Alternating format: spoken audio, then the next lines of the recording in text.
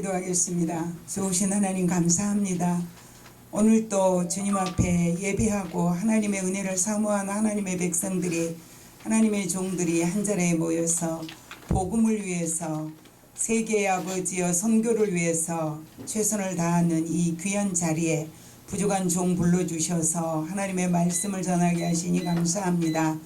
전하는 자와 듣는 자가 이 시간도 성령이 충만하여서 심령들이 기경되게 하시고 하나님 나라가 날마다 확장되어 가는데 부족되지 않게 하옵소서.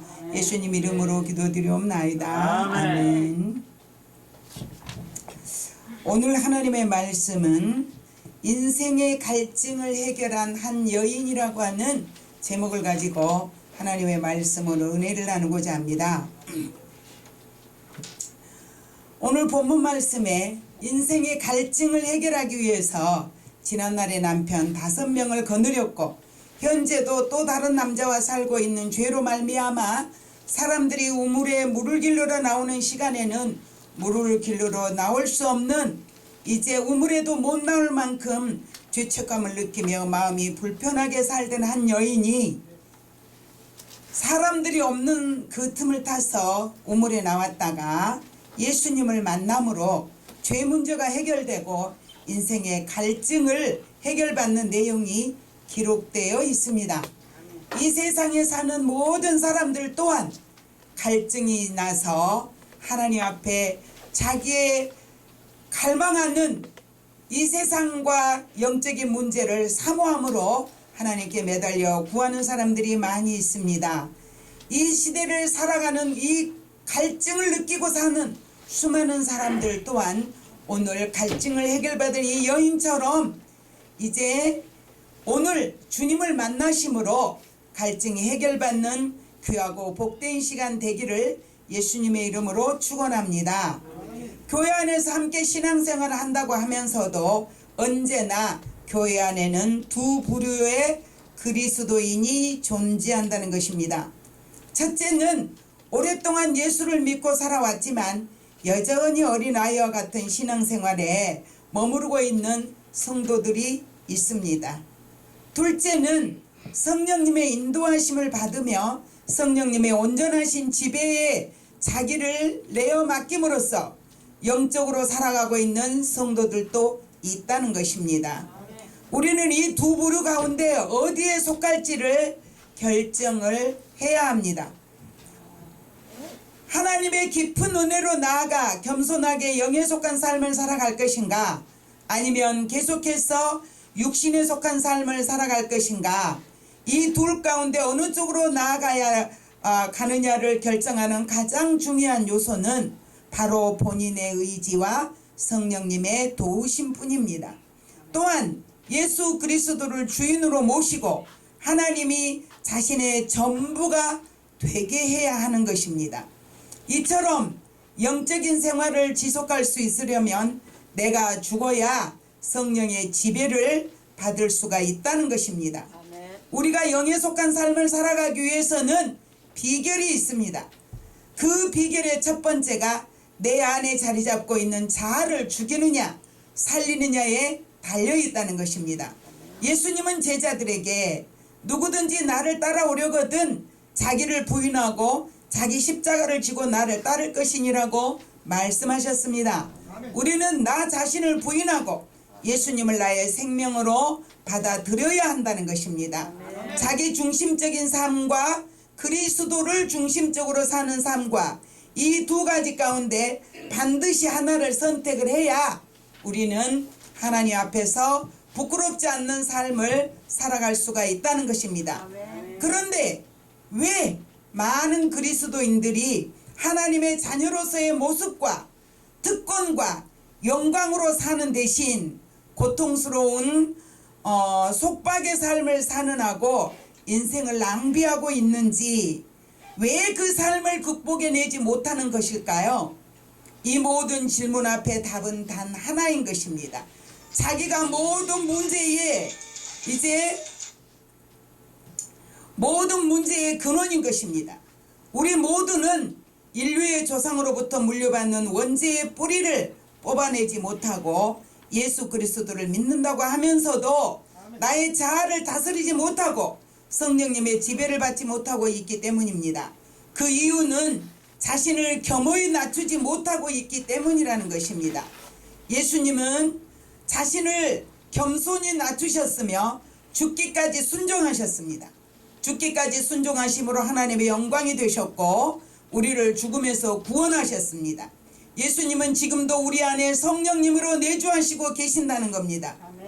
그 두 번째 비결은 예수 그리스도를 주인으로 모셔드리는 것입니다. 그리스도께서는 모든 영혼의 생명이 되기를 원하십니다. 그러므로 내가 사는 것이 아니요 오직 내 안에 그리스도께서 사시는 것이라고 하는 진실한 마음의 사람이라면 우리는 그 진실한 고백 앞에서 성령님의 도우심을 받을 수 있다는 것입니다. 예수 그리스도께서는 우리에게 죄로부터 승리를 가져다 주시고 성령님을 선물로 보내어 주셔서 죄를 이길 수 있는 담대함도 주셨습니다. 그러므로 육체의 욕망을 따르지 않는 힘이 생기고 그 힘이 생기고 나면 우리는 하나님이 원하시는 삶을 살아갈 수가 있다는 것입니다. 또한 자아를 이겨낼 원동력을 갖게 되는 것입니다. 육신에 속한 사람들에게는 성령의 모습이 거의 나타나지 않고 온통 육체가 점령하고 있기 때문에 성령님이 그들의 삶을 다스리지 못하고 계시는 것입니다. 우리가 자기중심적인 삶에서 벗어나는 단 한 가지 길은 오직 그리스도를 따르는 것입니다. 예수 그리스도가 나 자신의 전부가 되어야 한다는 것입니다.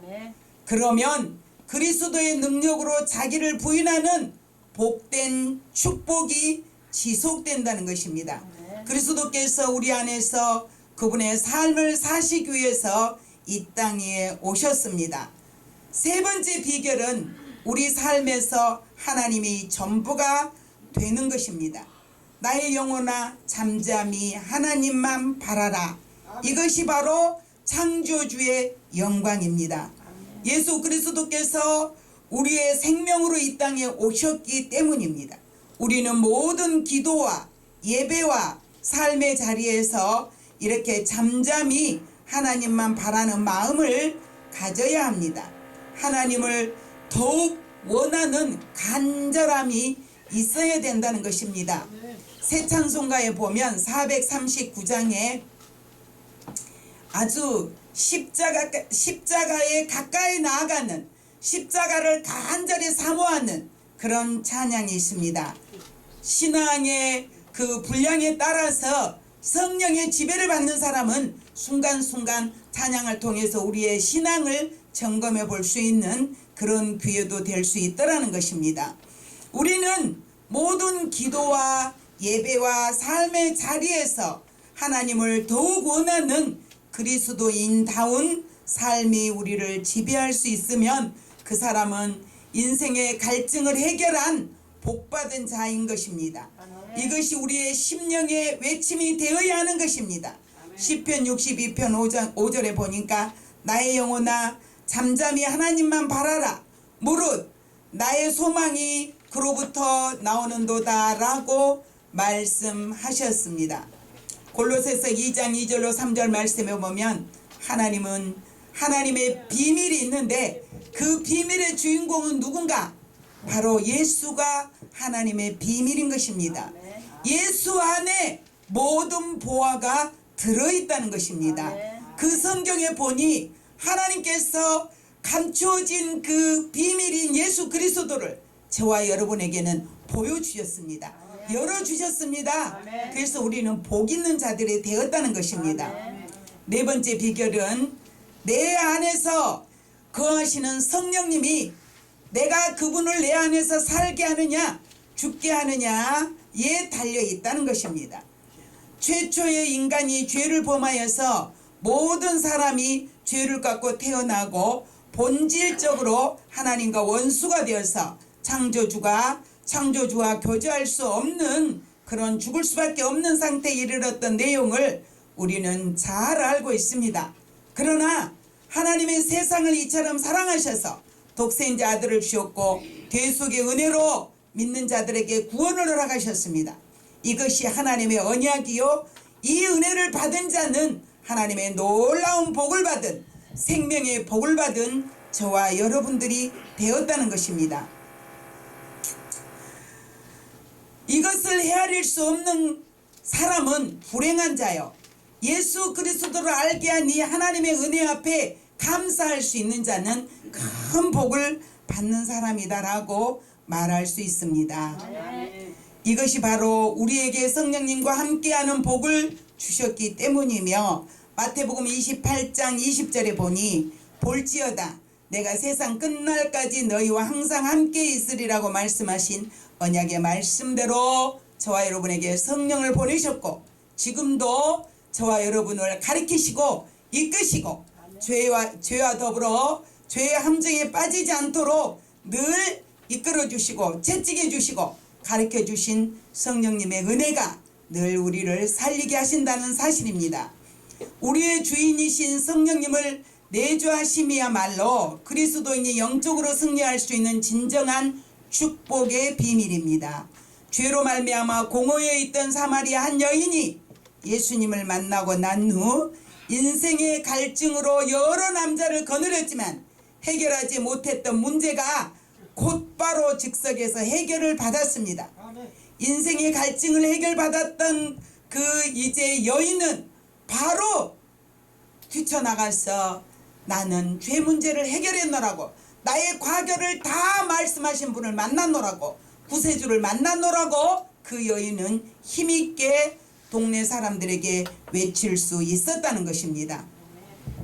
다시 한번 반복하자면 인생의 갈증을 해결받을 수 있는 4가지 비결인 이 4가지를 오늘 저와 여러분은 꼭 기억하셔서 순간순간 내 자아가 살아나고 성령이 감추어질 때마다 말씀이 기억나셔서 회복되시는 그런 날이 되시기를 바랍니다.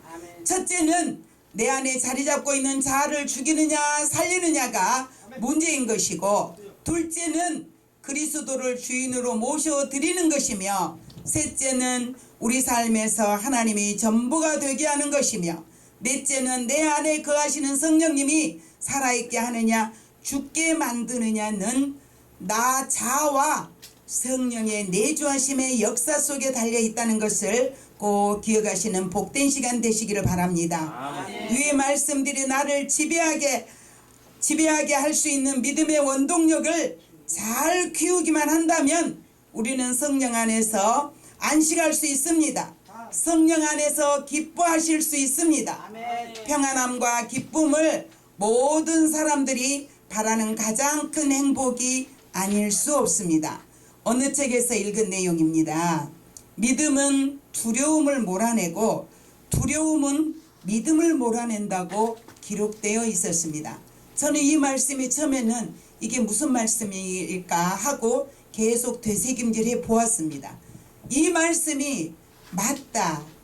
믿음 있는 자는 내 삶에 나를 두렵게 하고 힘들게 하는 모든 것들을 다 이겨낼 수 있는, 그리스도인들은 세상을 이겨낼 수 있는 능히 큰 힘을 가지고 있더라는 것입니다. 그러나 두려움이 나를 지배하면 믿음의 힘은 사라지고 맙니다. 그래서 우리는 사마리아 한 여인이 인생의 갈증을 해결하지 못해서 이 남자 저 남자 만나서 살아봤지만 그 인생이 행복을 느끼지 못하고 살았습니다. 그러나 예수님을 만나는 순간 그는 수년 동안 수십 년 동안 인생의 갈증 속에 있던 그 여인이 예수를 만남으로 순식간에 그는 해결함을 받았다는 것입니다. 그 사마리아 한 여인은 예수님을 만나자마자 마음속에 깊이 잠겨있는 두려움은 물려갔고 바로 즉석에 가서 마을 사람들에게 예수를 전하는 기가 막힌 복을 받았다는 것입니다. 저와 여러분도 예수를 만나고 난 후 인생의 갈증이 해결되었으리라 믿습니다. 예수님의 말씀, 내가 세상 끝날까지 너희와 함께 하리라고 하신 예수님의 말씀의 주인공들이 되시기를 예수님의 이름으로 축원합니다. 기도하겠습니다. 좋으신 하나님 감사합니다. 우리는 이 땅에 살면서 인생의 갈증을 해결하지 못하고 불안하고 초조하며 마음에 짐을 지고 살아갈 때가 많이 있습니다. 그러나 저희들의 마음속에 성령님이 임재하셨고 하나님의 비밀인 예수 그리스도를 저희들에게 알게 하셨으니 하나님이여 오늘 이 말씀으로 사마리아 한 여인처럼 저희도 예수를 만났으니 입술을 벌려 복음을 증거하며 예수를 모르는 사람들에게 하늘나라를 확장해 나가는 귀하고 복된 하나님의 백성들이요 하나님의 종들이요 하나님의 사람들이 되게 하여 주시옵소서. 세계 이제 선교 방송을 통해서 하나님의 나라가 날마다 인생의 갈증을 느끼고 있는 수많은 백성들에게 증거되어서 위로가 되게 하시고 구원받은 백성들이 날마다 더하게 하옵소서. 예수님 이름으로 축복하며 기도드리옵나이다. 아멘.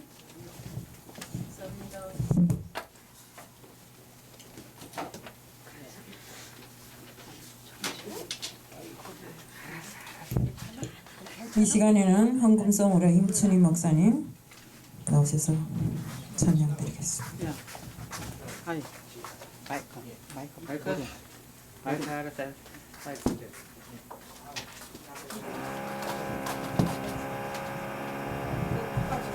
헤이 헤이 헤이 목사님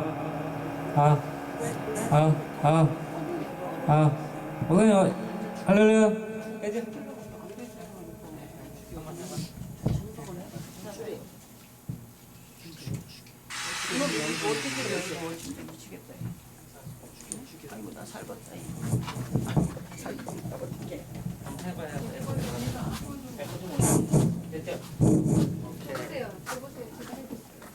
왔네.